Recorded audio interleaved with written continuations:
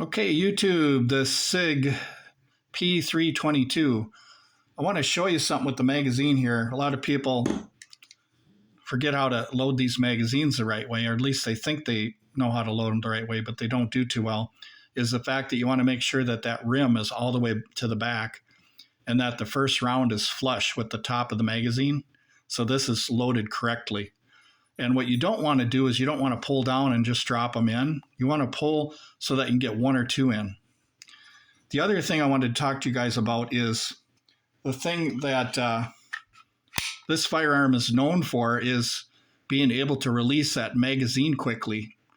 And the reason why it's like that is because there's a lot of slop in the mag catch and there's a lot of slop in the mag well, side to side. For example, if I push up on the magazine here and I go side to side, you can see the engagement of the bullet where it's going to go up the feed ramp. Like if it's here, it's going to go a little bit to the left. If it's here, it's going to go a little bit to the right. So it's not exactly perfect with the feed ramp, okay? And the other thing you have to understand is that if I bump the magazine up like this, see how it comes up higher and it looks like it wants to go right up the ramp? Now watch when I let go of it. Now it looks like it might catch right there.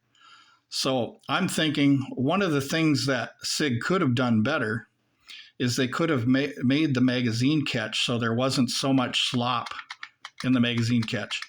And that's one of the reasons why when you guys are shooting, that's why you have hang-ups and stuff like that, is because of that fact. And the other thing that you guys have been saying is that there's problems with fouling, in the barrel, like the lead builds up and it just gets so gunky in there that you can hardly shoot it. Well, one of the things you have to understand about this pistol is you have 20 rounds, okay? That's 10 more rounds than most 22 pistols. But not only that, you have a pencil thin barrel. So if you take a pencil thin barrel and you double the amount of rounds that are fired rapid fire, you're creating probably almost twice as much heat. So the barrel has 20 rounds where it can start getting really, really hot, from firing and rapid fire and stuff. So the important thing about these firearms is you have to let them cool. You have to keep them clean and you have to keep them lubed. So I'm not going to say if it's 100 rounds or 200 rounds or whatever that you should clean it and lube it, but you definitely have to pay attention to that because a lot of people, what they'll do is they'll rapid fire and they'll have a malfunction of some kind and they always blame the gun and stuff, but have you cleaned it? Have you lubed it? Because if you're going through a box of 500 rounds at the range and you're not cleaning this thing or lubing it during them times, then it's obvious that it's gunking up. A feed ramp gets dirty, the chamber gets sticky because of the carbon buildup in there. So when the shell goes in, it's like sandpaper, it sticks. So it won't eject. But there is a thing with SIG that I know a lot of you guys are probably going to tell me that there are probably some manufacturing errors with the barrels as far as the rifling. But if that isn't the case, then what it is it's what I just told you. It's the fact that you're rapid firing a firearm that feeds 20 rounds, which is double most 22 pistols that we usually are used to, like the Browning Buckmark and other stuff like that. Now, the Browning Buckmark's 10-round magazine, but it's got a bull barrel. It's got a nice barrel, and it's made to handle a little bit of rapid fire and, not having to cool it off as much. But something like this, when you guys got a little pencil barrel like this, and you got double the amount of capacity, then the heat, you're going to have 10 times more. You're going to have 10 more bullets to create more heat. So, for example, if I fire 10 and I switch out magazines, that barrel at least has a little bit of time to cool off. But if you're just shooting 20, bang, bang, bang, bang, bang, bang, bang, bang, what you're doing is you're sending bullets down here. And a lot of 22 bullets have wax on them.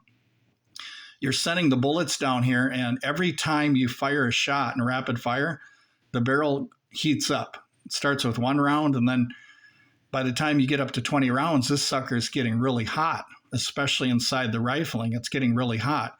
So what happens is that wax on the bullet And even the lead and stuff starts to get soft when it engages the rifling. So that's why sometimes a lot of you are having problems with fouling and stuff. That could be one reason. But surely the other reason is because there may even be a manufacturing error with this barrel.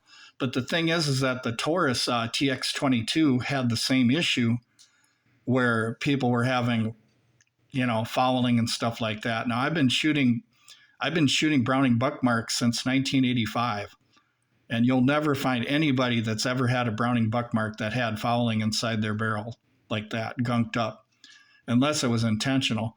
So what I'm trying to say to you guys is that a pencil thin barrel like this gun is not really meant for rapid fire.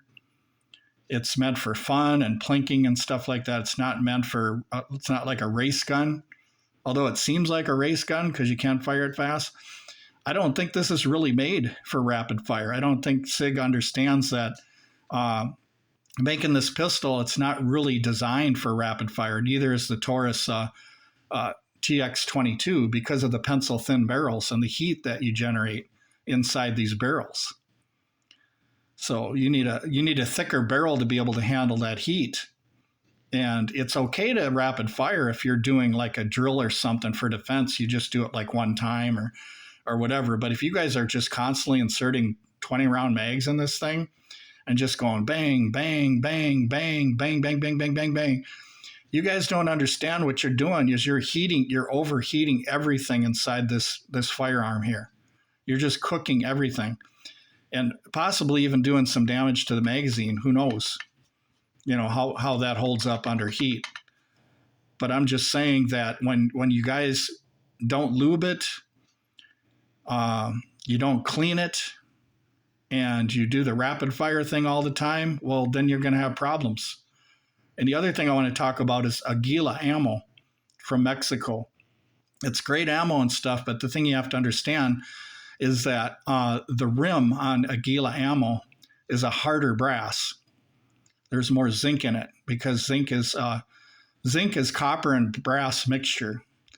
But if you notice on the Aguilas, the strikes are much shallower, and that's because the brass is harder. So that's why you get misfires. And that over a long period of time, I don't know how many thousands of rounds, but over a long period of time, you could wear out the firing pin much easier on that cheaper Mexican Aguila ammo than you can, say, like on Federal and the common brands. So you have to be aware of that. 22 rimfire isn't all created the same as far as the brass. There's some brass that's a lot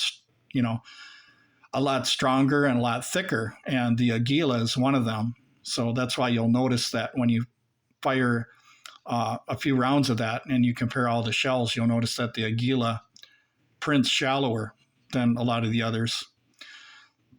So I'm just telling you from the experience of a person that's been shooting Browning buckmarks since 1985, and I've always had a good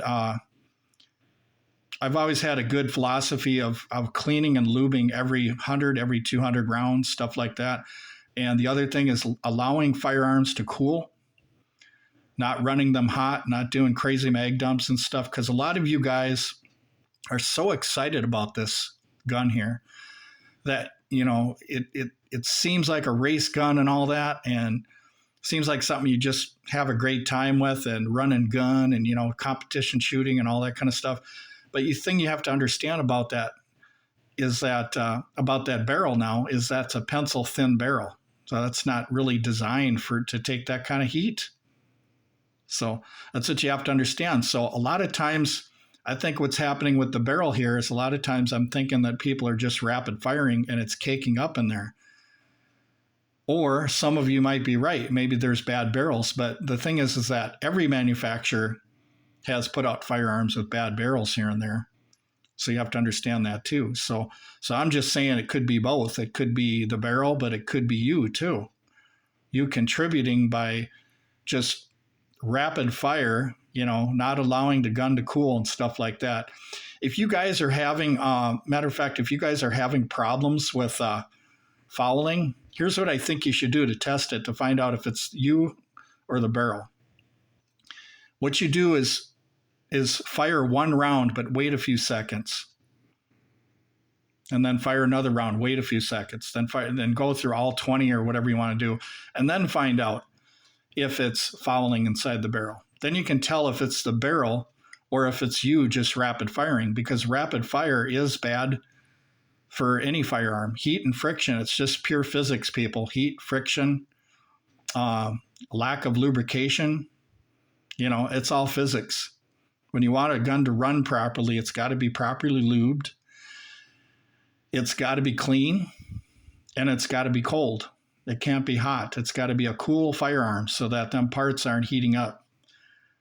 So that's what makes it. And the other thing too is you'll notice that your velocity gets higher too. When you're doing a chrono or something on these, you have to give it time in between shots, because if you just do 20 at one time on the chrono, what'll happen is you'll have high velocity on the first one, but then by the time you get to number 20, you can tell that the bullet's slowing down. Why is it slowing? You know, why is it slowing down? Probably because it's gunking up in there because you're rapid firing it. So you got to allow time for that barrel to cool before you take the next shot if you're going to chrono one of these things. So it's always good to, you know, fire one shot, wait 4 or 5 seconds, then fire another shot so that that barrel can cool down, because otherwise you're going to get false readings on the chrono. For example, Federal Punch 29 grain will get about 1250 in this. And you'll have the standard deviation will be much closer if you just fire a shot, wait a few seconds. But what guys are doing is they're just going bang, bang, bang, bang, bang. That's not how you test rifles or pistols. That is stupid. Guys don't understand what you're doing. What you have to do is you have to allow the barrel to cool. I don't care if it's a 22 or if it's a 308. You have to give that barrel a cool down time so that you can get the true standard deviation, because the standard deviation is going to be much wider when you just rapid fire and you don't allow the barrel to cool down. So, but anyway, thank you very much for watching, you guys. So, like I was saying, when you have the mag here, what you're going to do now is rather than just hit this, what you're going to do is you're going to push up first, okay? And then the slide release, slide stop, like that. Okay, now it chambered. And it would have chambered the other way too on most bullets, but I'm just saying that what I've demonstrated for you is the fact that the feed ramp, depending on where the mag is right here, you know, whether it's up or down, okay, that could influence how it's engaging on that ramp. So obviously round noses are better, but the thing is that, you know, hollow points and some different types of 22s, they might want to try to hang up on there. And that's probably one of the reasons why, is because of the fact that, you know, when they made this, there was a lot of play in the mag well, side to side, and a lot of play up and down. But that's because they had speed in mind, so that you drop that mag quickly and put another one in. So speed was something that they were looking at, but sometimes speed, the downside of speed can actually be too much slop with the mag catch, up and down, too much slop. But anyway, thanks for watching, you guys.